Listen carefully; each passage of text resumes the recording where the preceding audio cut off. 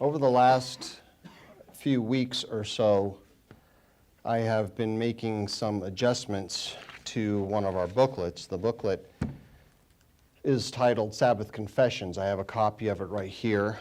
This is what it looks like to those who may not have seen or read the booklet.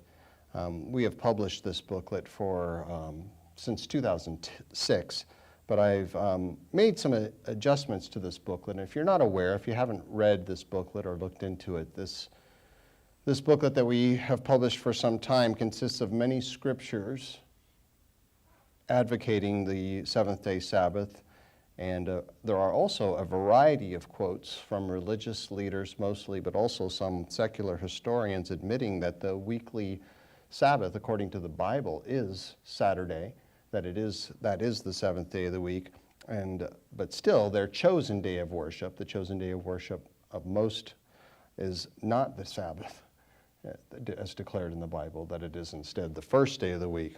Now, when this booklet was first published in 2006, the initial printings were vastly the result of Dennis Fisher and Art Bradick collaborating on this project, and much of the material that they had gathered and put into this booklet were the results of efforts of others that had gathered many quotes.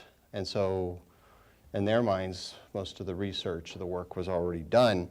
However, over the years, I've occasionally looked into some of these quotes that were used in the booklet, and I found many of them were improperly cited.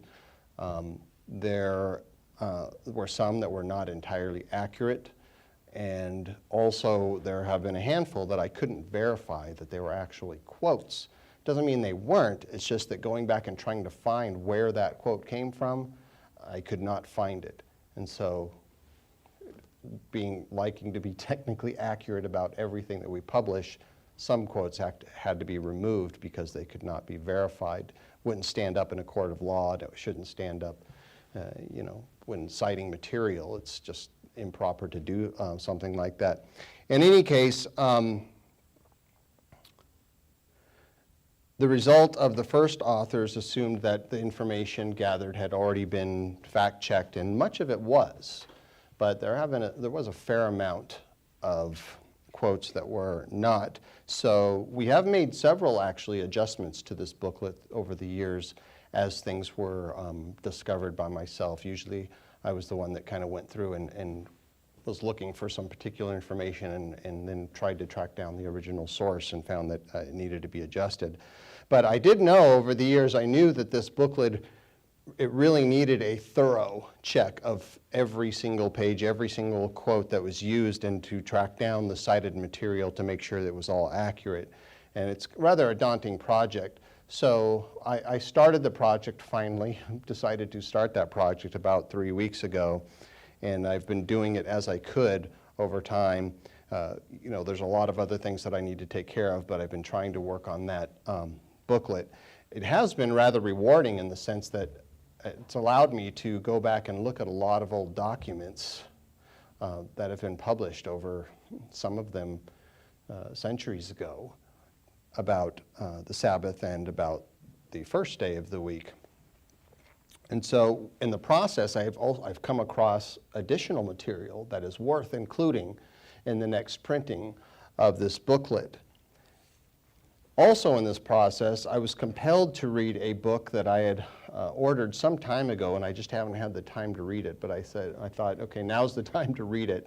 So it's this book right here. It's titled The Seventh-Day Sabbath, Sought Out and Celebrated. Now, this book is a reprint, obviously. You can tell it's shiny and new. It's a reprint of a booklet that was first published in the year 1657 by written and published by a man by the name of Thomas Tillman. So Tillman, he became a prominent preacher in Hexham, which is in England. It's north of London. And his work was done vastly in the early through the mid 17th century. And people were attracted to him as a minister. They were attracted particularly to many of his graphic adaptations of prophecies and symbols found in the book of Revelation. Tillman had baptized hundreds by full immersion and also including the laying on of hands. And we know that that is the correct method for baptism, but also not the typical method that has been used by, the Catholic Church and most Protestant organizations. Tillman, obviously from the title, was a Seventh-day Sabbath keeper. His teachings eventually became an issue between him and authorities in England, and these authorities were vastly members of the Church of England. And if you don't know, the Church of England followed much of the doctrine of the Catholic Church. Separate organization, but kept much of the same doctrine, including observing Sunday and not the Sabbath. So Tillman, he recognized a link between the Sabbath and prophecy. And he said, and I'm quoting him, he said, "The Sabbath is in these very last days become the last great controversy between the saints and the man of sin, the changer of times and laws." So we see that he was accurate about many things, and he spoke very critically of the papacy and those that followed the same doctrine, and he is believed to be the first man to call the observance of Sunday the mark of the beast.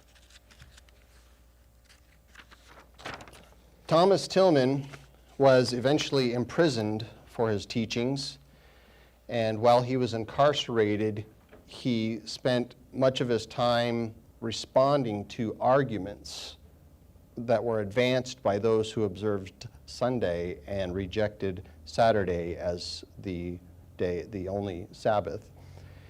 And these people also attempted to not only reject it, but to discredit the Sabbath as something that needs to be kept as a commandment from God.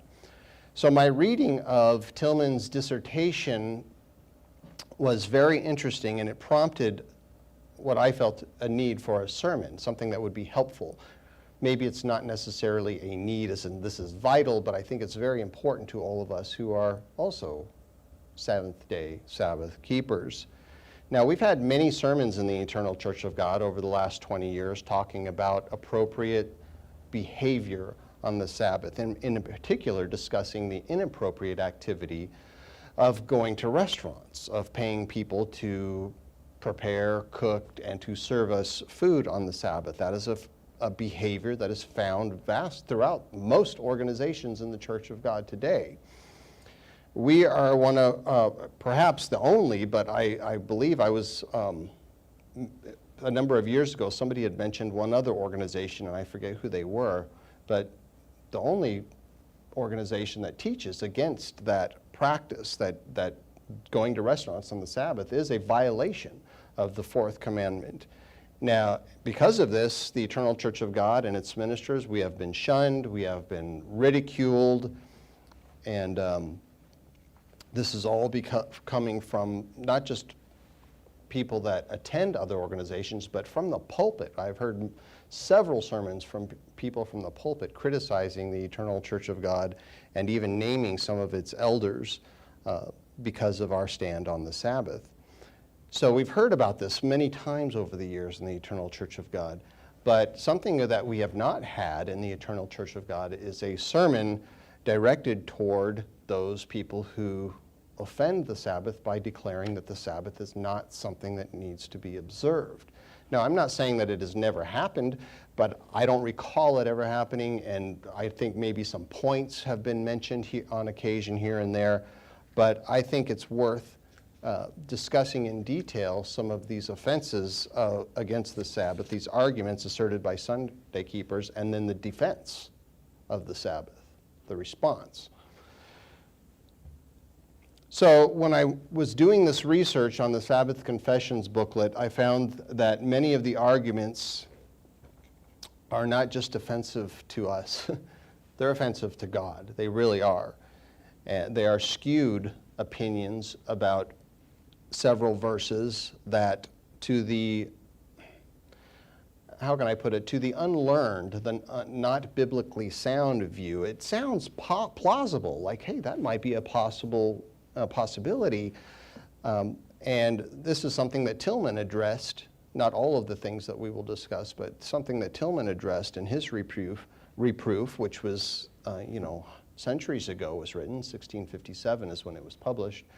But they are arguments that continue to be advanced today, and the defense of those arguments continue to be relevant today. And of course, I have interjected my own thoughts into some of these offenses.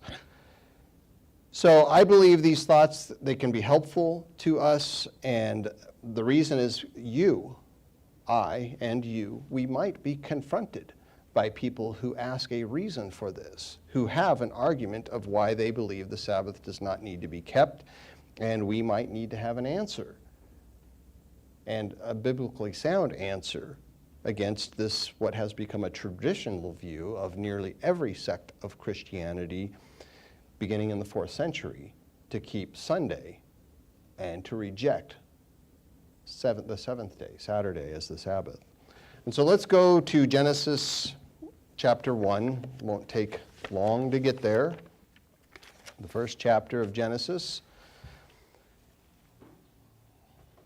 When I went through Thomas Tillman's book, I did read the entire thing, and I'm not necessarily recommending it being read. If you want to choose to read it, it has a lot of value in it. Sometimes it's hard to follow because of the language used at that time. The reprint that I'm reading is translated into a more modern English tongue, but it still is a little bit hard to understand at times. But I found when I was going through it that Tillman, although he was accurate about many things, he was incorrect about several things. Tillman, he was influenced by Sabbath keepers in certain ways. I'm sorry, not Sabbath keepers, Sunday keepers in certain ways. He was more kind of perhaps a little bit of a sympathizer to the observation of Sunday. And so Tillman did not believe that the Sabbath, the seventh day, negated any significance of Sunday. Tillman thought, and he taught, that the first day of the week, Sunday, that it could be used religiously as a means to honor Christ's resurrection. But he also taught that Sunday could not or never be used as a substitute for the Sabbath. That his recommendation would be to those who might choose to or want to honor Christ's resurrection. His recommendation would be to keep the Sabbath and then also go to church on Sunday. Now, one of the first arguments addressed by Tillman, and this is one that maybe you have not heard. I was not entirely familiar with it until I started researching the subject, but it's a belief that Adam and Eve, but I refer just to Adam being the first human being that was created, but that Adam and Eve did not keep the Sabbath. In fact, it is asserted by the dissenters that God did not require Adam and Eve to keep the Sabbath after they had sinned. So, could that be true? Have you ever heard that? Do you have an answer for it? Because there is an answer. Consider that the seventh day, it was blessed the day after God created man and woman. And this is found in Genesis, the second chapter, not the first chapter, but Genesis chapter 2, where it says in the first verses here, "Thus the heavens and the earth and all the host of them were finished. And on the seventh day God ended his work which he had done. And he rested on the seventh day from all his work which he had done. Then God blessed the seventh day and sanctified it, because in it he rested from all his work which God had created and made." A thought I had about this decree of God sanctifying the seventh day is to ask, why? Why did God bless and sanctify the seventh day? as a day of rest. Was it because he was tired? That cannot be the case, because God is not flesh and blood. He doesn't run out of energy. He doesn't become exhausted. There are several scriptures indicating this, not that you need them. I think most would accept that as a truth, but we can look at Isaiah chapter 40 and verse 28, and I will just quote it, where it says, "The everlasting God, the eternal, the creator of the ends of the earth, neither faints nor is weary." So the common definition of taking a rest or resting, it is to relax, to perhaps sleep, to basically let the body regain strength by means of a relatively motionless state. However, the term rest, it also means simply to stop movement. Consider, if you will, an inanimate object, something that is not alive, a ball, tennis ball, a beach ball, whatever, just a ball, soccer ball, not a football, because it doesn't roll very well. But if you take a ball, you roll it across the floor, eventually it is going to stop. It comes to a rest. It ceases movement.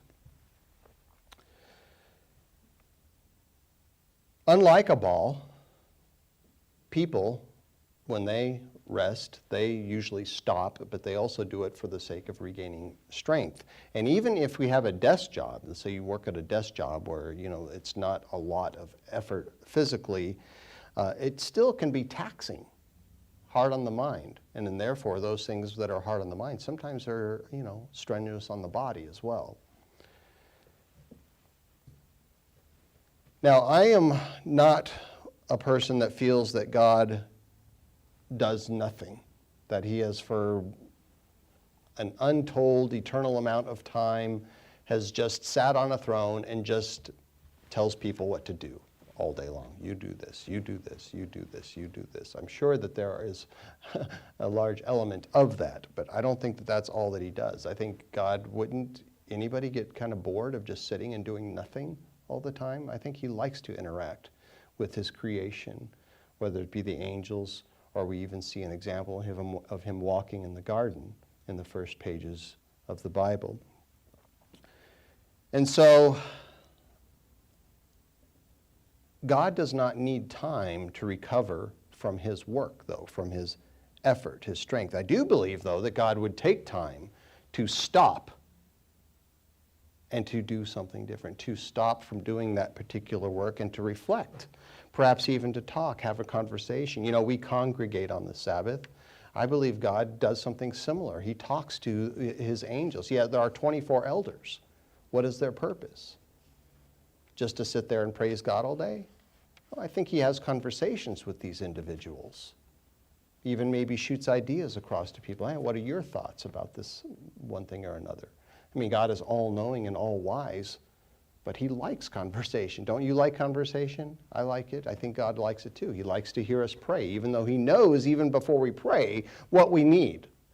But he still says, pray about it. I'd like to hear from you. So it's clear that God stopped from his typical work on the seventh day. It's safe to assume that he continues to rest every seventh day of the week. These are days that are considered his. They are his Sabbaths. He calls every seventh day and every annual holy day, and I quote, my Sabbaths. 15 times it is stated in the books of the Old Covenant. That's 15. The number 15 is 7, a number of completion, times 2, double completion, plus 1. And perhaps, if you want to play around with it a little bit, it's like a double completion with a new beginning on the end. And in the Sabbath, it does represent a type of new beginning to come in the millennium. So the Sabbath, it was created by God, but it was created not just for his sake. It was created for man, and Christ affirmed that. But just because the Sabbath was created for man, it doesn't mean it's a day to do whatever we want. It's ours. We can do whatever we want. No, he says they are my Sabbaths. You treat them in the way that I tell you they are to be treated. So the question comes back to, did Adam and Eve keep the Sabbath? Well, we could just say, well, yes, they did. But is there any evidence of that they observed Sabbath? Critics of the Sabbath, they want a direct statement in the first pages of the Bible saying that Adam observed the Sabbath, that Eve kept the Sabbath. And the reason is because it's a human tendency to reject anything that is not specifically said, especially when it gives people a reason to apply self-discipline. If it means that we have to do something, we usually say, well, I want a direct statement, not just here, but I want it over here too, and then I want to find it here too, in order for me to consider it something that I have to do. Well, there's not a direct statement in the first pages of the Bible saying that Adam and Eve kept the Sabbath. But there are strong indications that, in my opinion, they do indicate that these individuals were required to keep the Sabbath. And these are some verses that describe events of mankind's early history. Now, we are not told everything that we would like to know about the early days of man, or even man throughout history, but we are told those important parts, things that are valuable and worth passing on to other generations, and that's why God had these things recorded. And so the first indication comes from the fourth day of creation. If you just go back a page and look at Genesis chapter 1 for a moment. Genesis chapter 1 and verse 14, this is after the third day had ended. And it says, God said, let there be lights in the firmament of the heavens to divide the day from the night, and let them be for signs and seasons, and for days and years. And let them be for lights in the firmament of the heavens to give light on the earth, and it was so. So God's creation here, it's describing on this fourth day the sun and the moon, and God setting them in the heavens, which is talking about our solar system here, setting them in the heavens so that our solar system functions in a specific manner.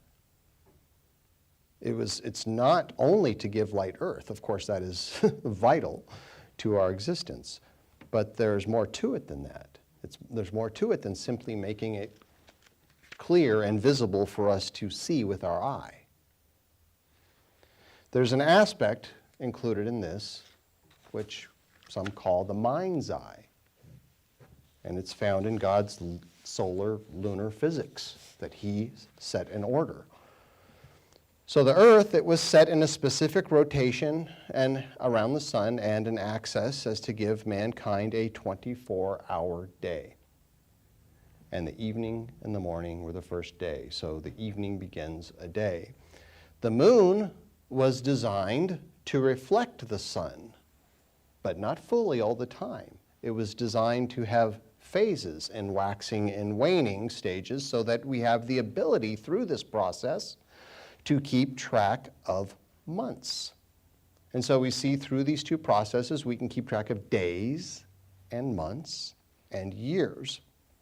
Now the word translated in the Old Testament as month, when you look through the scriptures and you find the word month, it is the Hebrew term Kodesh, and it means the new moon.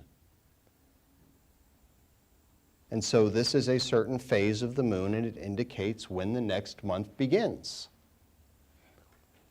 We call it a lunisolar calendar. And this method of keeping track of days and months and years has been used for thousands of years, but it hasn't been the most popular method over the last 2,000 years. This lunisolar process, it gives man, or mankind, I would say, the ability to have signs and seasons. as God indicated. Let them be for signs and for seasons. Now, those terms that are used there, signs and seasons, they are translated into those English words from the Hebrew oath and moed. An oath means a mark or signal or beacon. It's something that's noticeable, something you look and go, oh yeah, there it is, there it is, there it is. Moed means an appointment, a fixed time, an assembly, congregation-wise, and place of meeting. Excuse me, I got something in my eye here. So what is literally being described here in these two terms is God's Sabbaths. They are a mark, a flag or beacon, something to be kept, an appointment, a fixed time, an assembly of congregants. So understanding that God, He is the pinnacle of wisdom, He is the smartest individual that will ever exist, we can deduce, well, that the sun and moon's signs and seasons, as He put them in their order, were not so that He could keep track of time. They were designed for us. They were set in order for mankind so that we could know when the seventh day is and also when His annual holy days are to be kept. Leviticus 23 and verse 2 declares that these are, and I quote, the feasts of the eternal, which you shall proclaim to be holy convocations. These are my feasts. And then it goes on to describe all of God's holy days, beginning with the seventh day Sabbath. Now, the word used in that proclamation, the word feasts, it, and also in other verses where it describes God's holy days, it is translated feasts from the Hebrew moed, the same word that is translated as seasons in Genesis chapter 1.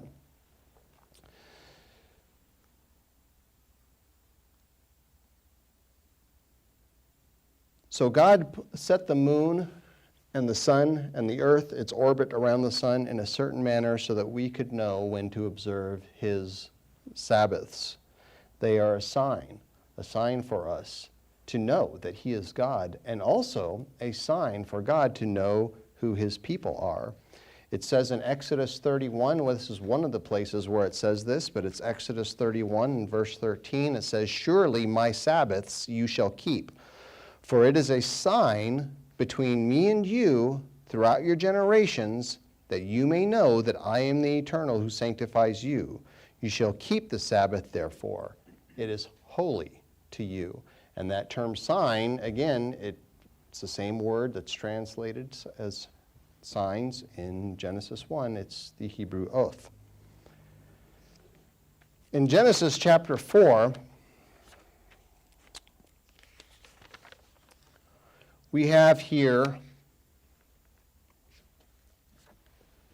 a depiction of Adam's children and something in particular they had done, and what it indicates, and we'll read it in just a moment, what it indicates is that they were taught to observe these days, the signs, the seasons.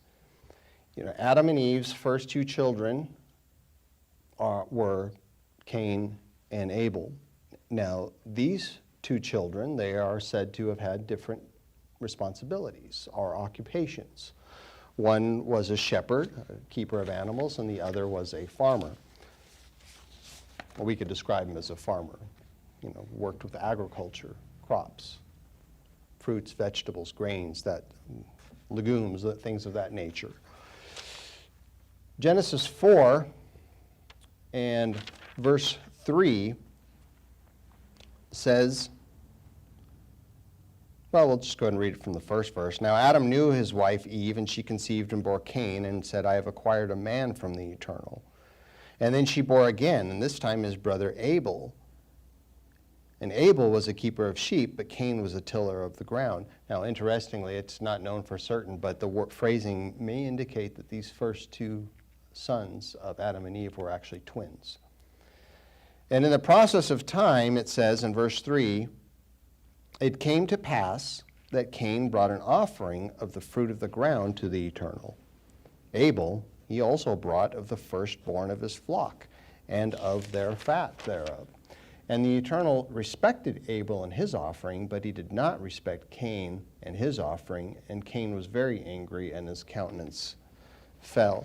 So we won't go into the details as to why God respected one offering and the other, or why Cain's countenance fell. But the point of reading this is that this beginning of this part of the story, it indicates that these two were keeping track of time. It says in the process of time, which is literally translated, and many of you, if you have any side notes or a center column reference here, it says literally at the end of days, which means that they were keeping track of time. They were counting days. So how would they do that? Well, by means of the sun and the moon, the phases of the moon. They were able to keep track of days of the month and also weeks. So this is the method that God had set as a witness in the heavens. In order to have a period of time that came to an end or a completion, it has to have a beginning. And so it indicates these individuals, they were keeping track of a process of days, weeks, months, and they brought an offering to God, and it was an offering that was to be brought at an appropriate time. They didn't decide for themselves when they were going to do this, and in all likelihood, it's my belief, and I know the belief of many in the Church of God, that this is indicating an observation of the Feast of Weeks, where there is a conclusion to counting a number of weeks.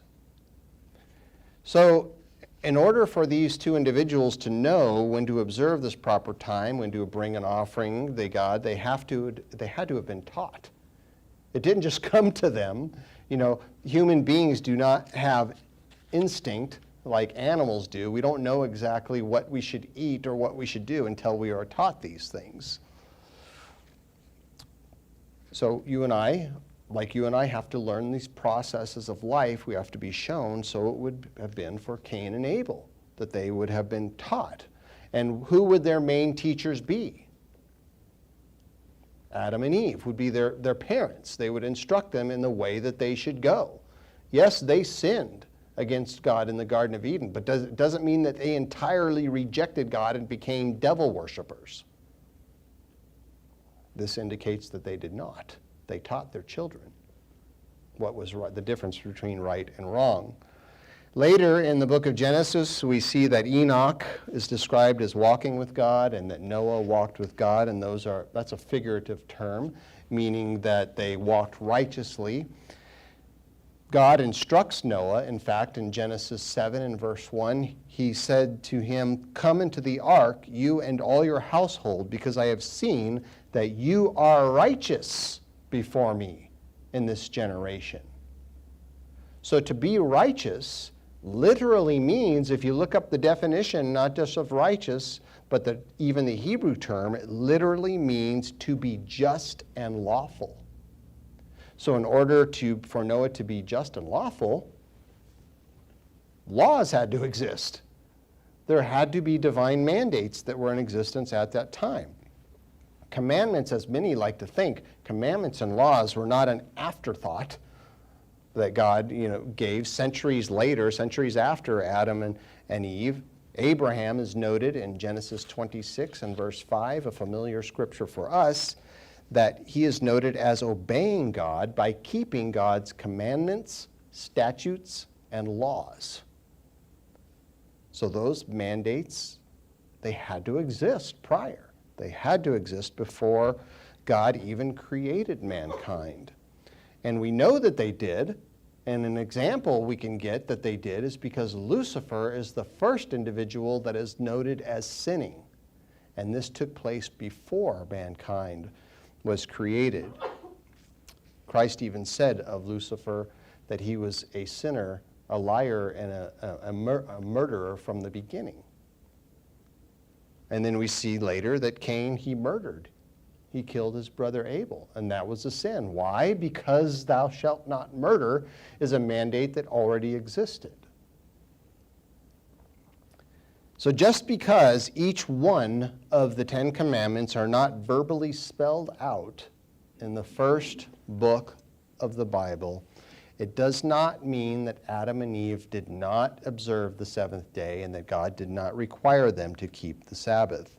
To assume that the first family did not, in my opinion, is a sin of presumptuousness. Even though Adam and Eve sinned by taking from the tree of knowledge of good and evil, that initial transgression did not rule them out from needing to keep any of God's commandments. He didn't say, oh, well, it's okay, never mind. An attempt to remove the Sabbath from Eden is not only inappropriate, in my opinion, that's sacrilegious. Let's go over to Psalm 48.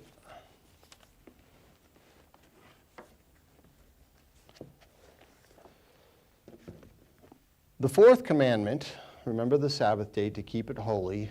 It's mentioned in the first chapter, the first book of the Bible. It is spelled out in detail in the second book of the Bible, in the book of Exodus in chapter 20. Now, that declaration of the Ten Commandments that came, we guesstimate, but it's a decent guess, perhaps 2,000 years after Adam and Eve were created. And because it was declared in detail so long afterward, it leads many to what is the most common argument, or I would call it an offense against the Sabbath, is that the seventh-day Sabbath is a law only given to the Jews. And I'm sure some of us may have heard that said by some, where we've told people, well, I keep the Sabbath, or I keep the holy days, and people will automatically say, oh, you Jewish? As if it's something that only Jews are required to do. Declared from Mount Sinai, the Ten Commandments were given to the people who came out of Egypt. Those people clearly included the descendants of Israel, also known as the 12 tribes of Israel, of which Judah is just one of those 12 tribes. So those people commonly referred to as Jews today are more than one tribe of Israel. All Israelites collectively have become known as Jews after the diaspora of the 6th century BC.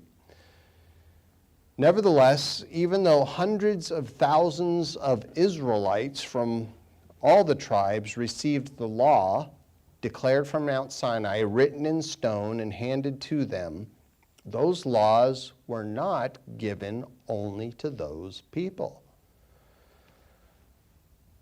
That place where they were declared in Exodus chapter 20, it was not the first mountain from which God declared his laws. Now, a mountain, to understand what I'm getting at, a mountain is used symbolically in the Bible many times to represent a government. This depiction is found in numerous places in the Bible, and also not just in the Old Testament, but also the New Testament. So Mount Sinai in Horeb, this mountain is called at least 6 times in the books of the Old Testament. It is called the mountain of God and the mountain of the Lord. It is a place from which a national law was declared. But that law is not only national. It was not just given to one nation alone. There is another term that is used in the Bible to describe God's holy mountain. Do you know what that is? Mount Zion. Many call conservative Jews today Zionists. It is said that this is a reference to a place in Jerusalem, but what it is referring to, a Zionist is referring to a government that is centrally located in the Middle East, particularly Jerusalem, and that is referred to in the scriptures in many places as God's area, a place where God resides, even though he does not technically or physically reside there at this time. The real Mount Zion, though, is a place in heaven. It is a location in God's heaven. In Psalm 48 and verse 2, let's go ahead and read the first verse as well. It says, "Great is the Eternal, and greatly to be praised in his holy mountain. Beautiful in elevation, the joy of the whole earth is Mount Zion on the sides of the north." This is talking about Jerusalem above. It is a place where God's government is located, and it is in heaven. And it is from that place, that mountain in heaven, from which God declared his laws, his mandates. And one in particular, the one in question we are talking about, was declared on the declared after the sixth day of creation.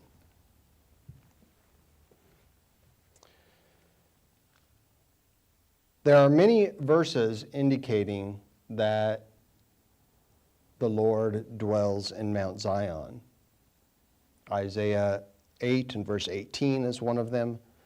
Micah 4 and verse 1 says that it shall come to pass in the latter days that the mountain of the Eternal's house shall be established on top of the mountains and shall be exalted above the hills, and people shall flow to it. So it's talking about God's government, his mountain, being established on top of the governments or mountains of the earth, of men. And his government will be exalted above the hills. Ezekiel 28, it speaks of Lucifer, once having a position, a high position, and it says, on the holy mountain of God. And in the New Testament, Hebrews 12 and verse 22 says that you have come to Mount Zion when you are seeking Christ, seeking the eternal, and the city of the living God, the heavenly Jerusalem, to an innumerable company of angels. And also in the book of Revelation, the last book of the Bible, John's vision says, I looked, and behold, a lamb standing on Mount Zion, and with him 144,000, having his Father's name written on their foreheads. So this is one of the reasons why it cannot rightly be said that the Sabbath was only given to a certain people during the time when they gathered around Mount Sinai or before Mount Sinai. Deuteronomy 29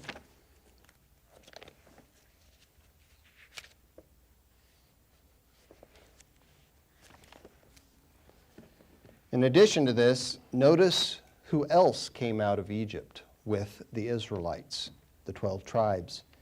It included, as we well know, a mixed multitude.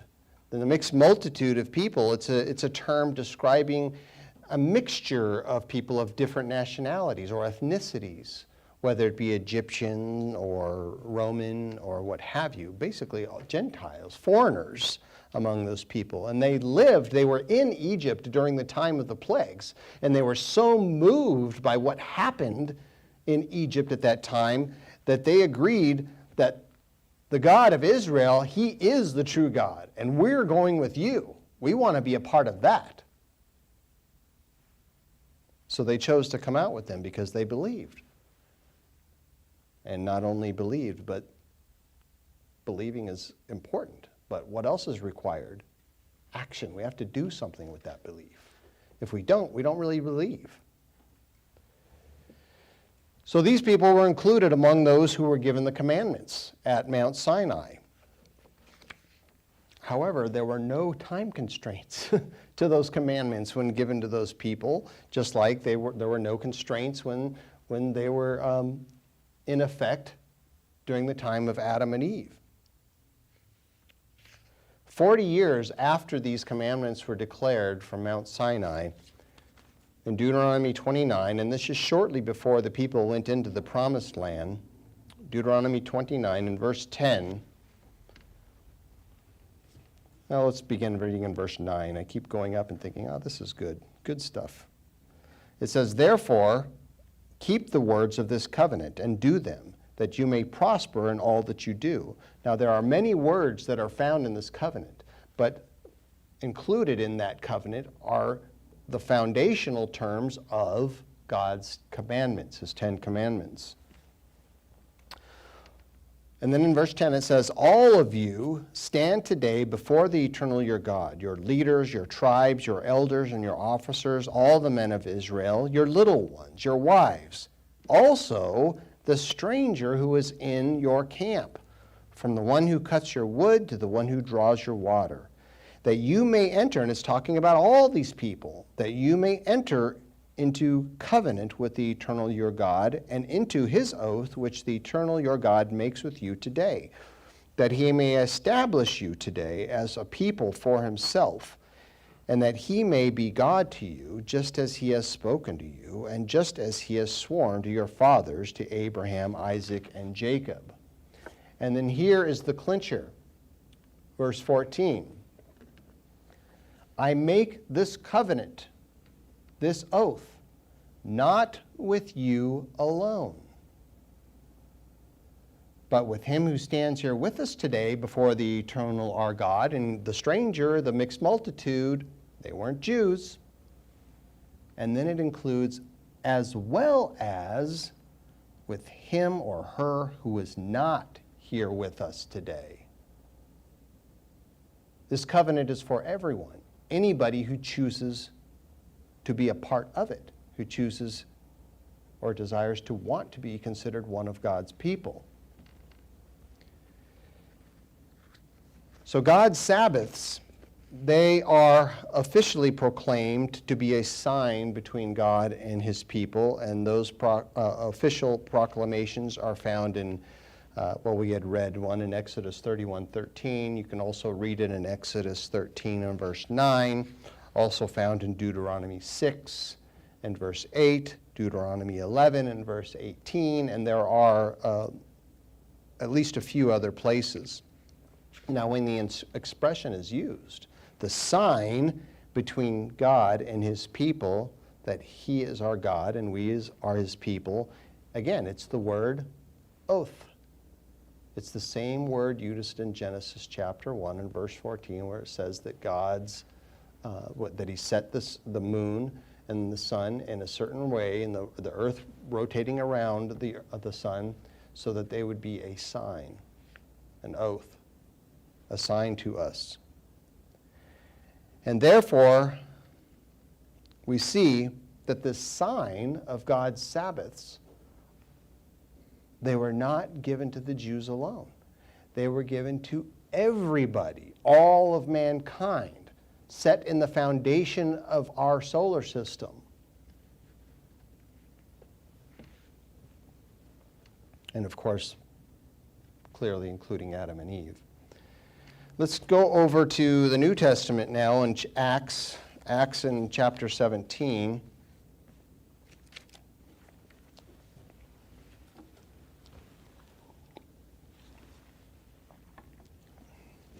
If the Sabbath were to be a sign to the Jews alone that they are his people and that the Lord is is the Jews' God, then the rest of the world has no opportunity.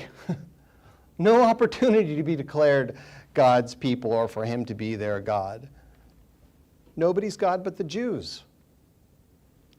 Now, no believer, no matter what sect of Christianity, would think that it was possible for the Jews to be the only ones who would have an exclusive relationship with the God of the Bible. And Christ even said, he said that he was sent specifically to the lost tribes of the house of Israel. And yet it is proven from the scriptures that what is important in the mind of God is not just a circumcision of the flesh.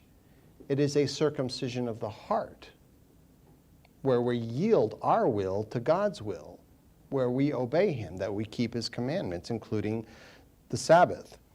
And yet, even though this is the case, and most Christians out there, professing or genuine would agree, we still see a huge number, millions of people that assert, well, the Sabbath is only for the Jews.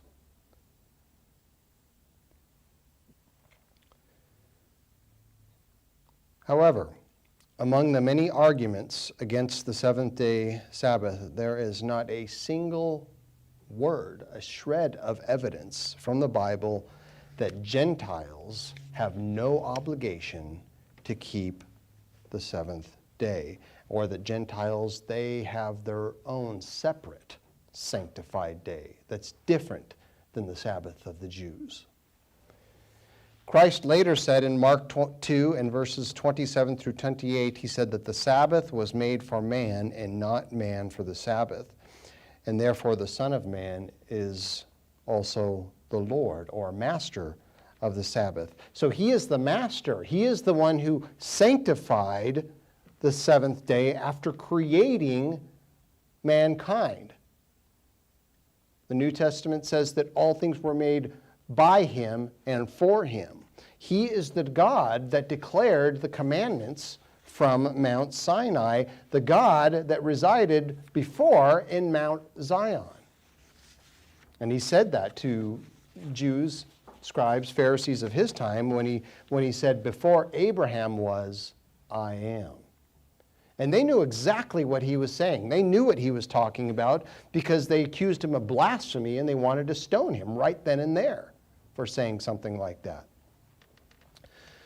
But he is the God of the Old Testament, and God, the master of the Sabbath, for all mankind, and not just to the Jews alone, not just to the house of Israel, but for every person, male, female, old, or young. He never said, ever, nobody in the entire Bible ever said that the Sabbath is for Jews only. Instead, he said what? He said the Sabbath was made for man. And that's an expression he used referring to mankind, human beings.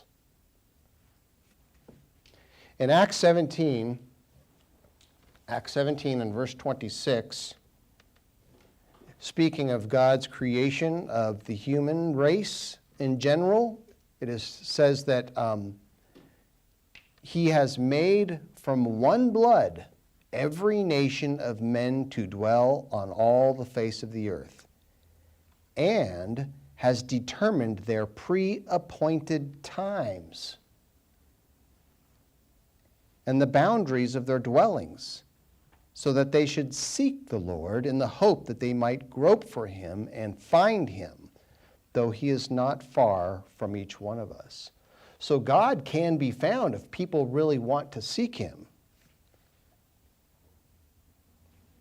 We cannot determine our own method of finding him, of looking for God. It says that it's predetermined, and God has set pre-appointed times. So we can't decide for ourselves how we are going to obey God or how we are going to worship him. The God of the Old Covenant said that his Sabbaths are a vital way for us to connect with him.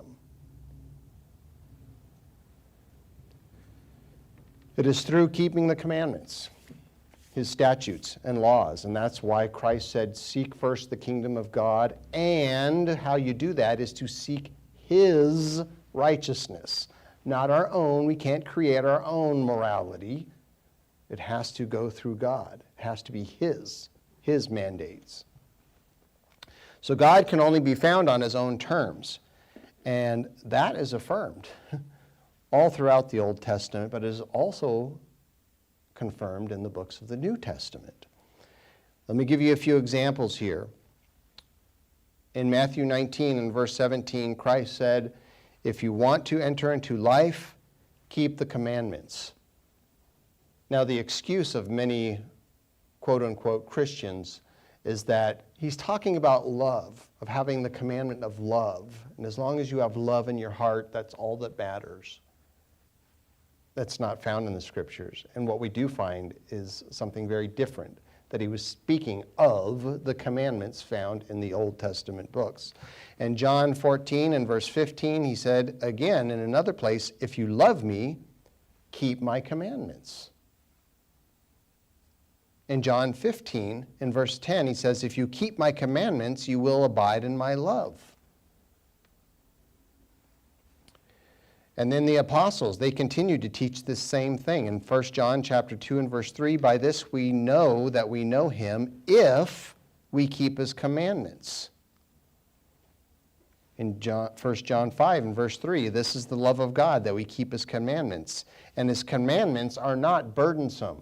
So if he was only talking about having love in your heart, who would ever think that having love is a burden? Oh, I just don't want that icky, sticky love stuff. No, he was talking about laws that many people were saying, oh, do I have to do that? I'd rather do something else. I'd rather, please my senses. I'd rather cheat and steal and get things that I want in life. It's a burden to have to be, righteous and moral. That's what he was talking about. But they're not burdensome. They're for our benefit, because we will reap a great reward if we keep his commandments. And then in the last book of the Bible, Revelation 14 and verse 12, here's the patience of the saints. Here are those who keep the commandments of God. And then it includes, and the faith of Jesus. Not faith in Jesus, like so many translations mistranslate. It's the faith of Jesus, the righteousness of Jesus, the same kind of faithfulness that he had. And what did he do? He kept the commandments.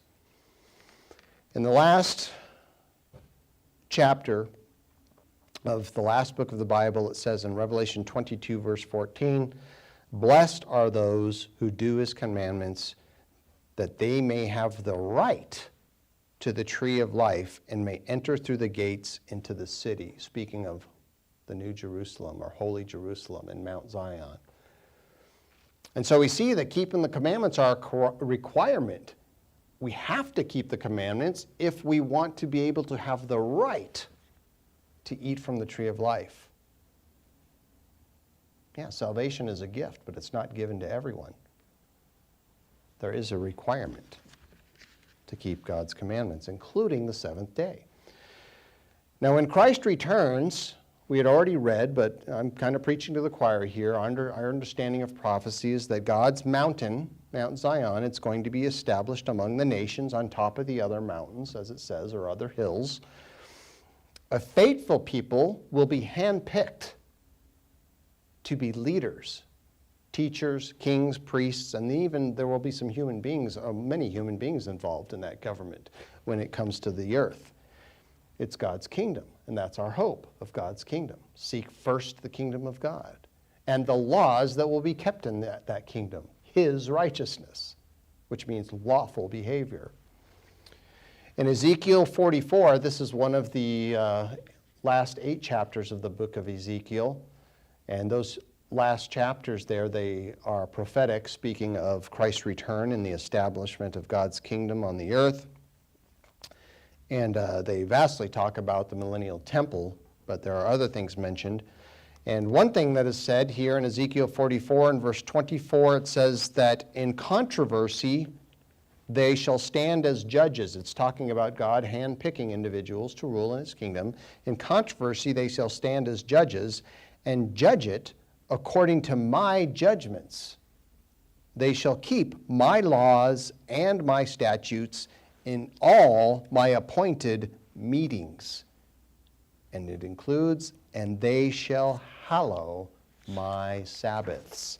And so how could it be that the Sabbath was kept of old, it was observed by Israel, It was kept by Christ and the apostles, the New Testament establishment of the New Testament church, and it will be observed in the millennium, but for some strange reason, it's not required today.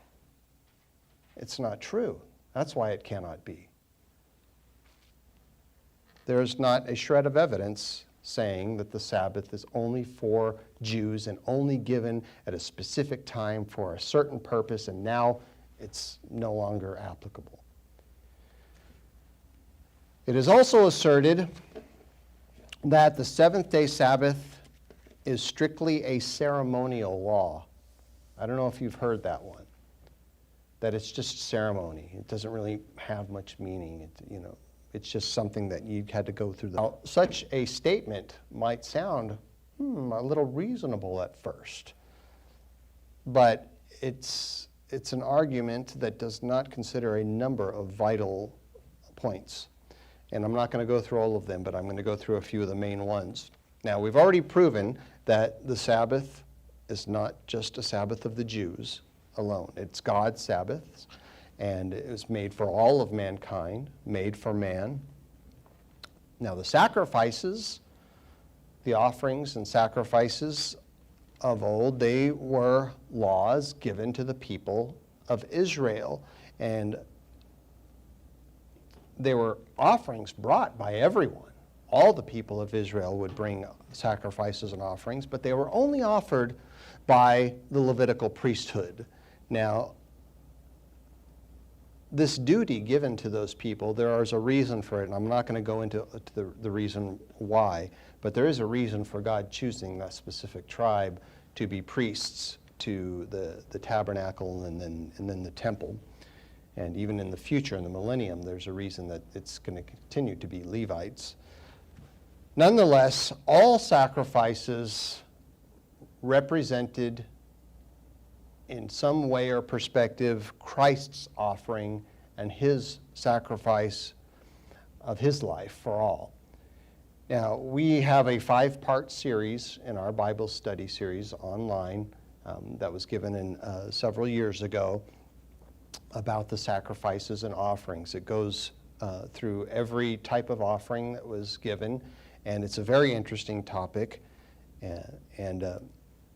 As we went through those, we realized how all of those offerings in some way represented an aspect of Christ. On the other hand, the Sabbath does not represent Christ. It was something declared by God, the God of the Old Testament, who is Christ, but it cannot be compared to the ceremonial laws of the offerings. In fact, what we have in the Decalogue, and the Decalogue it's another expression talking about the Ten Commandments, we have a list of mandates that are both physical and spiritual. It's not one or the other. They are both. And the laws found in those are not just ceremony. They are moral laws, in fact.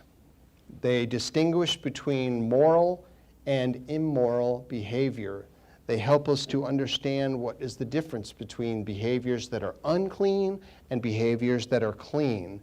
The difference between that which is lawful and that which is unlawful. In other words, good and evil. So those moral laws, they are not good just because God declared them. God declared those laws because they are good. Those laws include a 4th commandment, to remember the Sabbath day, to keep it holy. They don't allow for us to choose any day of the week, whatever day we might want. That law dictates strict guidelines as to how to keep that Sabbath, saying 6 days you shall labor and do all your work in those 6 days. But the 7th day, that is a Sabbath of the Lord your God. In it you shall do no work. Not your son, not your daughter. your manservant or your maidservant, including chefs and waiters.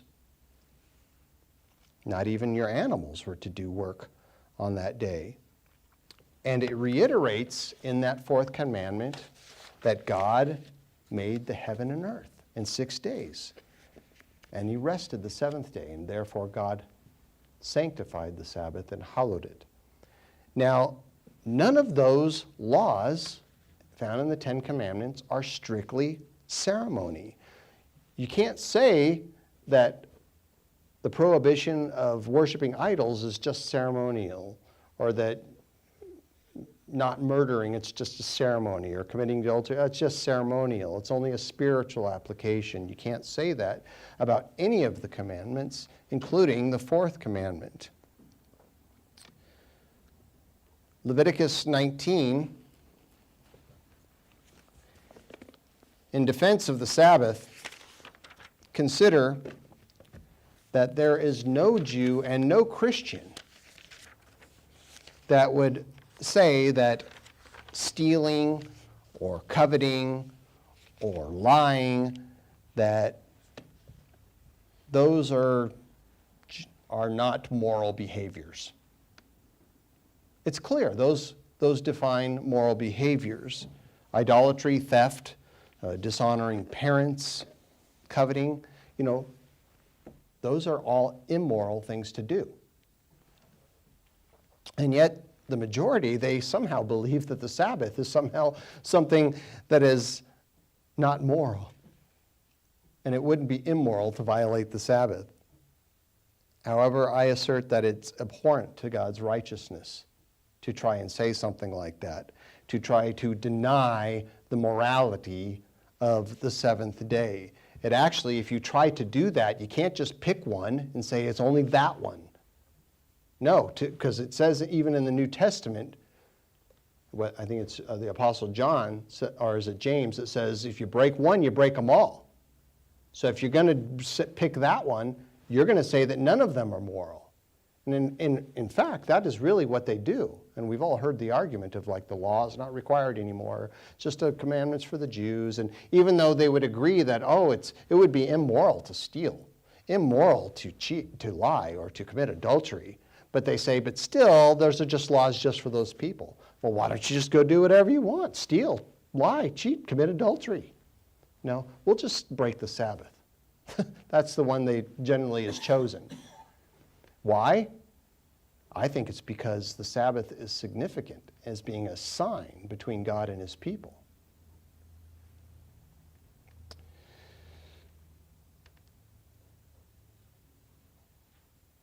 But you don't have to take my opinion or my word for it. We can simply look at the printed word of God in Leviticus 19. Leviticus 19, in verse 1, it says that the Eternal spoke to Moses, saying, "Speak to all the congregation of the children of Israel. Say to them, you shall be holy, for I, the Eternal your God, am holy. Every one of you shall revere his mother and his father, and keep my Sabbaths. I am the Eternal your God. Do not turn to idols, nor make for yourselves molded gods. I am the Eternal your God." And so here we have God, he mentions moral commandments, and right within them, the Sabbath. Don't dishonor your parents. Don't make idols, and keep my Sabbaths. It's not just ceremony. So we can't compare, nobody can rightly compare God's seventh-day Sabbath to the sacrifices, the ceremonies of the sacrifices, those special and certain offerings. And we can't pick and choose which ones we want to disregard. They're all a part of the same mandates, all 10. And as James said, yeah, it is James, I have it in my notes here, if you offend in one, you offend in all of them. In other words, to deny God his holy time is comparable to breaking the eighth commandment of stealing. They are his Sabbaths. It's his time. You can't do what you want. You're going to do what you want, you're stealing from God. Just like if you don't tithe or give offerings, it's referred to by Malachi as robbing God, stealing from him. To knowingly break even one of God's commandments is actually a violation of the very first commandment, where he starts off by saying, I am the eternal your God. You shall have no other gods before me. So if we say, well, I'm going to break number 4, or I'm going to break number 8, it denies his authority. In other words, you don't recognize him as God, as having authority over your life. And I think that's part of the reason why James said, if you offend in one, you break them all. I'm getting close here to the end of this message.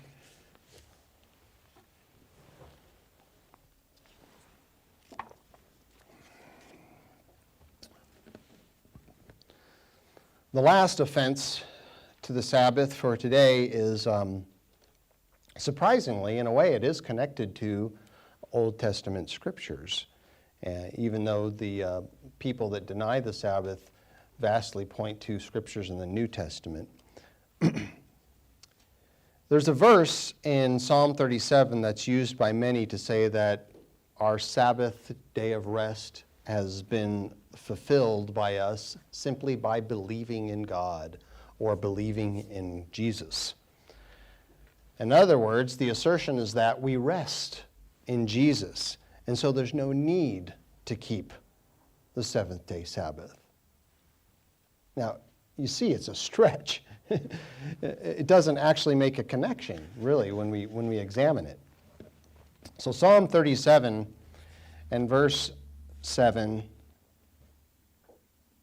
says to rest in the eternal and wait patiently for him. Do not fret because of him who prospers in his way. So to begin in defense of the Sabbath, when it comes to this expression of resting in God or finding a rest in Jesus, it must be mentioned that every Sabbath is a rest, but not every rest is a Sabbath. I think you know what I'm saying.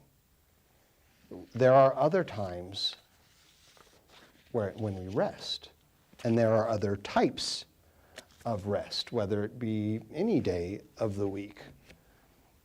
So what this expression that I just read in Psalm 37 and verse 7, what it means is to find solace or a sense of inner peace in the eternal, and knowing, that God is for us and that we are for God when we keep his commandments. It's advocating, therefore, peace and comfort in the mind of a believer, but it is not advocating a state of mind replacing the seventh-day Sabbath. Nothing indicates that at all. So consider the context. Let's just read it again, and I'm going to go a few verses prior in verse 5, where it says, commit your way to the eternal. And how would we do that?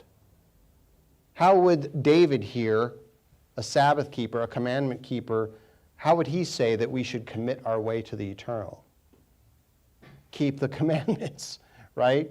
Keep his statutes and judgments. Trust also in him, and he shall bring it to pass. He shall bring forth your righteousness as the light, and your justice as the noonday.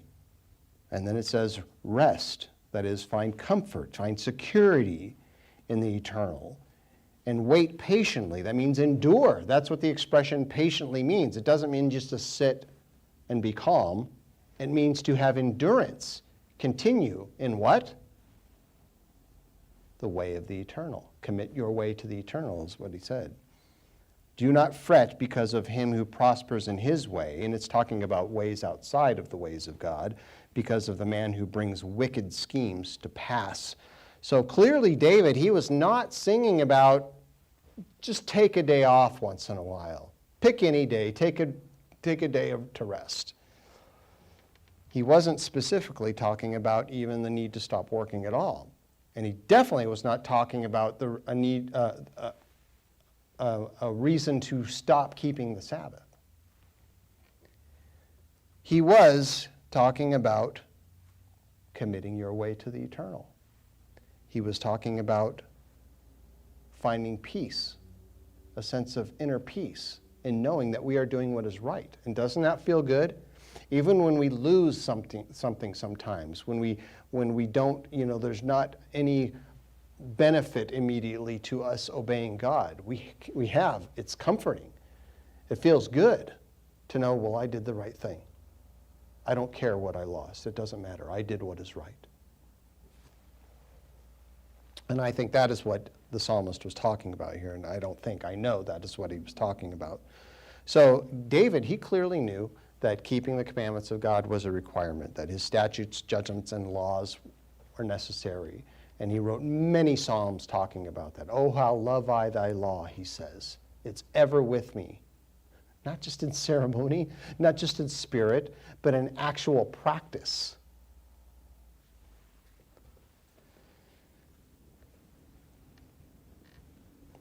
Unlike the commandment to observe the Sabbath by resting physically, to rest in the Lord, it is a spiritual concept, and it's talking about not worrying about the stressors of life, the hardships because of those, as it says, those people who do evil by their scheming. Those who transgress the law, they will have their judgment. But God, He can be a sense of comfort and inner peace, of consolation to those who commit to, as he said, keeping his way. In Matthew 11, if we go to the New Testament now for just a moment, Matthew 11, this psalm, it's encouraging to find comfort in doing what is right in the way of God, but some attempt to include another verse in this concept of simply finding rest in Jesus. And they believe that this replacement of the Sabbath was actually said by Christ. And it was said in a roundabout way, not specifically, but in a way in Matthew 11 and verses 28 through 30, where it says, where Christ said, "Come to me, all you who labor and are heavy laden, and I will give you rest." Oh, they're talking about work and rest. Could be the Sabbath. No, there's no mention of the Sabbath at all. He said, "Take my yoke upon you and learn from me. I am gentle and lowly in heart, and you will find rest for your souls. For my yoke is easy and my burden is light." And he is talking about relatively speaking, because we know once you commit to living God's way, sometimes it can get very difficult. Seems like at times it might even get more difficult than our life was prior. But considering the alternative of disobeying God and the consequences for disobeying God, the yoke is easy and the burden is light. And it's not difficult to keep God's commandments. If one really wants to, it's easy. Once you start doing it, you'll see that it becomes a joy, actually, of life.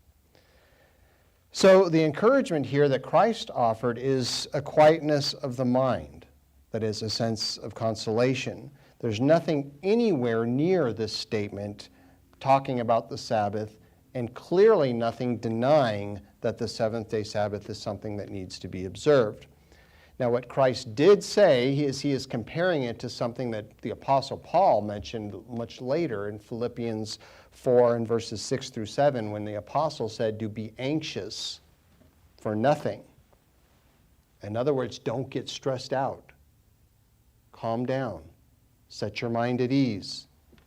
In everything, he said, by prayer and supplication with thanksgiving, let your requests be made known to God, and the peace of God, which surpasses all understanding, will guard your hearts and minds through Christ Jesus. So he's talking about a sense of inner peace that comes through Jesus. It is not a replacement of the seventh day. Neither Jesus nor any of the apostles even hinted that the kind of rest God offers is in the consolation of knowing that we are doing what is right, that is a replacement or substitute of the seventh day. And yet, the argumentative on the other side, the offenders, they try to connect Christ's sacrifice as a legitimate reason to disregard the fourth commandment. And if you go over to Hebrews, the book of Hebrews in chapter 10, Sunday advocates include portions of Hebrews 10 in their offense, saying that Hebrews chapter 10 explains how the ceremonial offerings of old represented Christ's sacrifice. And that is true. We know that they did. And they represented a variety of aspects of Christ's life and his character. In the 10th chapter, we see verses that say things like that those sacrifices can never, with these same, that his sacrifice can never, with these same sacrifices, make those who approach God or seek God flawless. Perfect, it says, flawless. And then it also says that he takes away the first that he may establish the second. And it also says we have been sanctified through the offering of the body of Jesus Christ once for all. So this is quoted by Sabbath dissenters, and the offense then takes a flying leap and says that because Christ rested from his atoning sacrifice, and I'm quoting somebody right now, that he rested after performing the ultimate sacrifice, he ceased from his labor of atonement because there was nothing more to be done ever. Because of him completing that work, we no longer have to labor in keeping the law of God. Wow, what a leap. And then it goes on, it completes this thought by saying, in him we find complete rest from the labors of self-effort. Wow, that sounds nice, huh? I don't have to do anything, nothing. I can do whatever I want. It's all been done for me. Wow, what a great God to just allow me to do whatever I like. Well, you might worship that God, but that's not the God of the Bible. That's an altogether different God that says, do what thou wilt.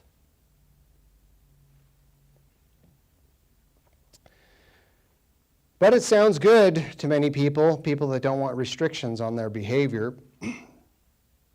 Salvation without self-control or self-discipline, it sounds much better than a need for, restrictions on our behavior or moral boundaries. Sounds good to human nature, that is. Now, one of the most obvious things that the argument fails to mention is that Paul, who we believe is the author of the book of Hebrews, he never actually said that the sacrifices were no longer required. Might even surprise you to know that, but he never actually says that. He does indicate that Christ fulfilled what those offerings represented, but not a single scripture says that the fulfillment means that people just stop giving offerings. What he did say in verse 3 of Hebrews 10 is he said, but in those sacrifices there is a reminder of sin, or sins, plural, a reminder of sins every year. Now, are we reminded of sin every year? Oh, yes. I mean, we're reminded of sin really every day of every year, and we should be. I mean, Paul, for this reason, Paul said in 1 Corinthians 15 and verse 31, he said that I die daily. He was comparing a Christian life to those sacrifices. And the reason is because sin has not ceased to exist. Christ's sacrifice, his offering once for all, did not do away with sin. It still exists. And we're to be reminded that it exists every day of every week. And as Paul said in Romans 12 and verse 1, we are to present our bodies as a living sacrifice, holy, acceptable to God. which is, he said, as Paul said, your reasonable service. It's reasonable for God to expect that of his people. It's not out of the question. It's not a burden. So to be holy, as Paul said, and also as Christ said, to be holy, it means to be righteous. And what does it mean to be righteous? It means to be lawful. It means that there are laws that need to be applied. Now, all of God's commandments, as it says in Psalm 119, verse 172, it says all his commandments are righteousness, meaning that all of God's commandments, laws, statutes, judgments, all of them define lawful behavior. We can't pick and choose which ones define morality and which ones don't. They all do. Now, a living sacrifice that Paul referred to in 1 Corinthians 15, it means to put the old person, how we once lived, to death, and to, not literally, but spiritually, put that old person to death and to commit our lives to holiness, to righteousness, not transgressing the law. None of the sacrifices mentioned in Hebrews 10, and you can read through the entire chapter, we won't do it today, none of them have to do with keeping the Sabbath. Only in the sense that maybe some of them were offered on the Sabbath, but it doesn't mean they're not required anymore. It's out of context. It's wresting the scriptures to their own destruction, as John said. An offense to God to try and place the seventh-day Sabbath alongside the sacrifices. The Ten Commandments, all of them are moral laws. They are not merely ceremonial. Now, is Christ represented by those sacrifices and offerings? Yes, of course he is, but Christ is not portrayed by the Sabbath. The Sabbath does not represent Christ. It represents something that Christ had done and something that he will do in the future when he created the earth and when he declared the Sabbath to be holy, and what the Sabbath represents, the millennial reign of Christ on the earth in the kingdom of God. Now, this is spelled out a few chapters prior. If you just go back like one page probably, or maybe two here. Looks like two in my book. Hebrews chapter 3, where Paul, the author here, did mention the Sabbath and what it pictures. Now, our understanding of prophecy and the symbolism in many prophecies shows that the seventh day represents the coming age of humanity, when Christ returns and when God establishes his kingdom on the earth. And many believers out there, Sunday keepers, they don't understand this theme of the gospel, but more and more of them are recognizing that the Bible does talk about Christ returning, and they do recognize that he is going to return at some point. And in this recognition, they begin to see that, oh, well, Canaan, this was a type of promised land to the people of Israel, and it portrays something of God's promise of restoring the earth to the way it was when he created Adam and Eve. And so there is this comparison to that age, that promise, and the seventh-day Sabbath.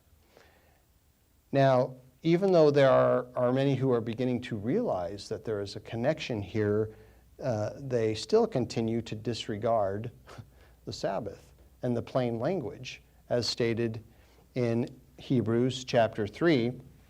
And we're going to read a portion of chapter 3 and chapter 4 here. Chapter 3 and verse 7. Therefore, as the Holy Spirit says, today if you will hear his voice, do not harden your hearts as in the rebellion. It's talking about those in the wilderness that rebelled against God, and the people of Israel even later that rebelled against God. And the day of trial in the wilderness, where your fathers tested me, tried me, and saw my works 40 years, and therefore I was angry with that generation, and said, they always go astray in their heart, and they have not known my ways. So I swore in my wrath, they shall not enter my rest. Now, he's not talking about the Sabbath here. He is talking about a type of rest in the promised land, being established as a prominent nation in the promised land, a land of milk and honey, having peace all around you because of keeping God's commandments. But God said, well, most of them failed to keep his commandments, so they weren't going to enter his rest in that way. And he goes on to say, beware, brethren, lest there be in any of you an evil heart of unbelief in departing from the living God. So the evil heart of unbelief is not just simply saying, I don't believe in God. I don't believe that he exists. Those people of Israel that rejected God's commandments believed in God. They knew he existed, but they chose not to keep his commandments. And that was the unbelief that the author is talking about. But exhort one another daily. We have become partakers of Christ, and we hold the beginning of our confidence steadfast to the end. While it is said, today if you will hear his voice, do not harden your hearts as in the rebellion.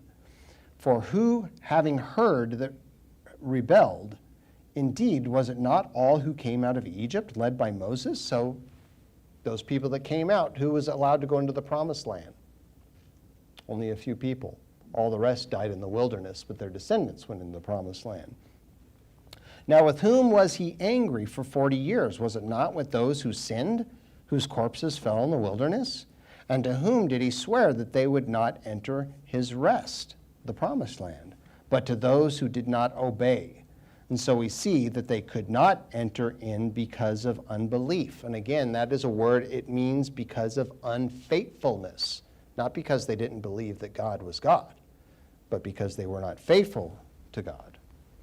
And it continues in verse 4. So we see the comparison here. It's first, he's making this point of the promised land. It's a type of rest, or was a type of rest for those people, but they failed to keep his commandments, so they would not enter. It would be their descendants that would go in. And it goes on to say, therefore, since a promise remains of entering his rest, talking about what that land of Canaan represented, the coming kingdom of God, a promise remains of entering his rest. Let us fear lest any of you seem to have come short of it. For indeed the gospel was preached to us as well as to them. But the word which they heard did not profit them, not being mixed with faith in those who heard it. So he is talking about those people that were preached to when Christ, walked the earth, and when he preached to a variety of people, and particularly the lost tribes of Israel, and the scribes, the Jews, the Pharisees, and they didn't accept it. And they didn't accept the fact that he was saying, well, you're keeping these commandments, but you're actually breaking many of them. Hypocrites. And he gave specific examples of some of the commandments they were breaking, claiming that they were keeping the commandments. So it goes on to say, for we who have believed do enter that rest. As he said, so I swore in my wrath, they shall not enter my rest. So he's talking about, well, they failed, so I'm going to call in another people. I'm going to bring another people in. And hopefully these people, or many of them, will be faithful to me. Although the works were finished from the foundation of the world. And then it goes on to say, he starts talking about this comparison between Canaan, the promised land, and the seventh-day Sabbath. In verse 4 he says, for he has spoken in a certain place of the seventh day in this way, and God rested on the seventh day from all his works. And again in this place, they shall not enter my rest. Not that they were no longer required to keep the Sabbath, but they were breaking his Sabbath. And so they didn't enter into the promised land.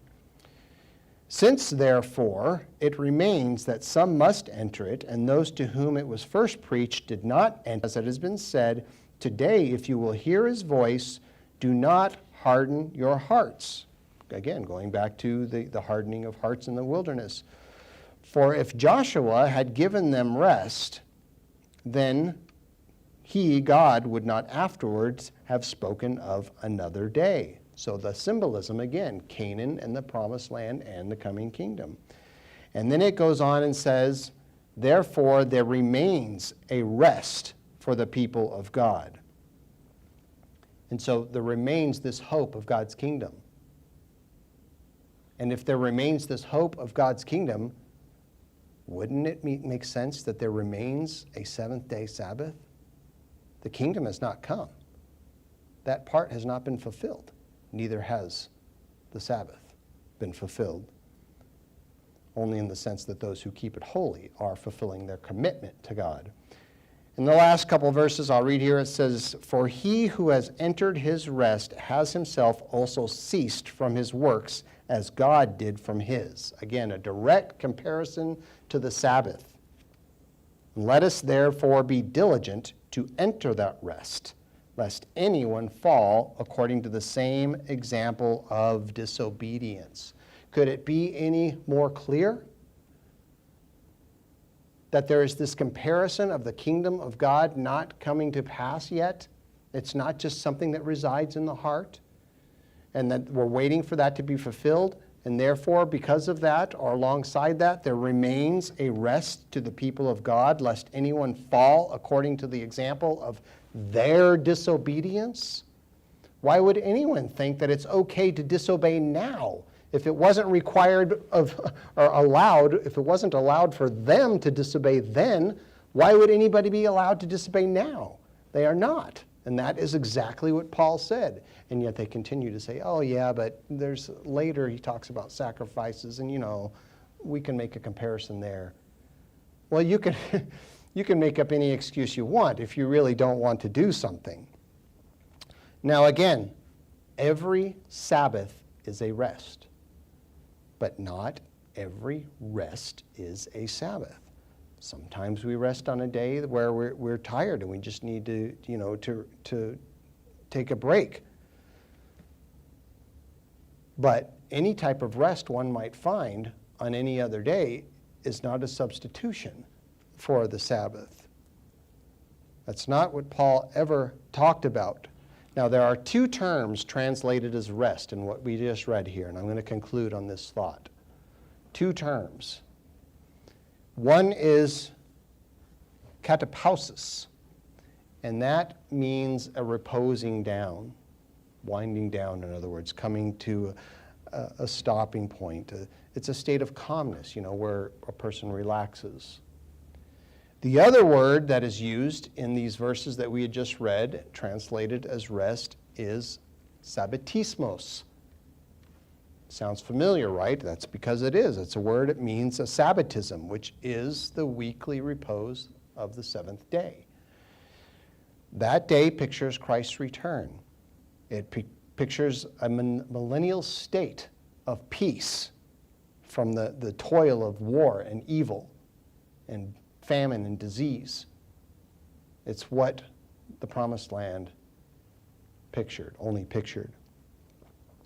Thayer's Greek lexicon defines sabbatismos as, one, a keeping Sabbath, and additionally, the blessed rest from the toils and troubles looked for in the age to come. So Thayer recognized that that is what Paul was talking about. Now, I didn't look in to see whether or not he was a Sunday keeper. It's just it's a recognition that, yeah, that's what he's talking about here. But there are many Sunday keepers who will say, oh, yeah, that is what he's talking about. But they'll still say, but we don't need to keep the Sabbath. Find me one reason, one good, legitimate reason.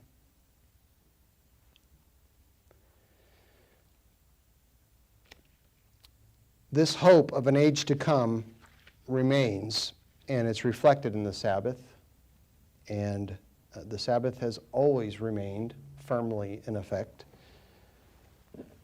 The kingdom of God has not been fulfilled. Observing the seventh day has not been done away with.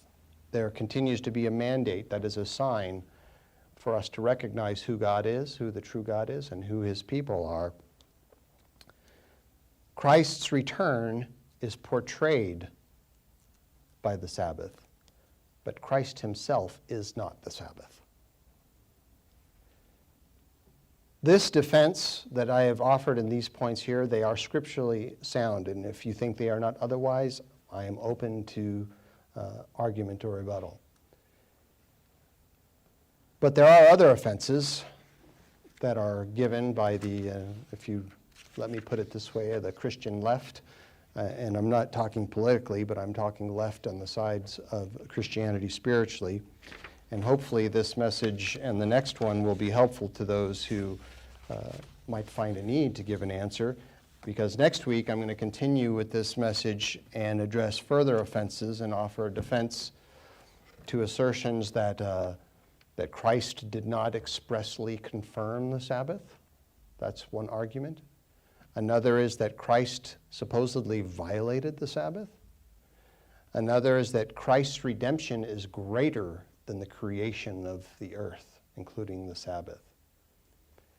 Another is that the manna ceased, and so has the Sabbath. That's kind of a strange one, but we'll look at that.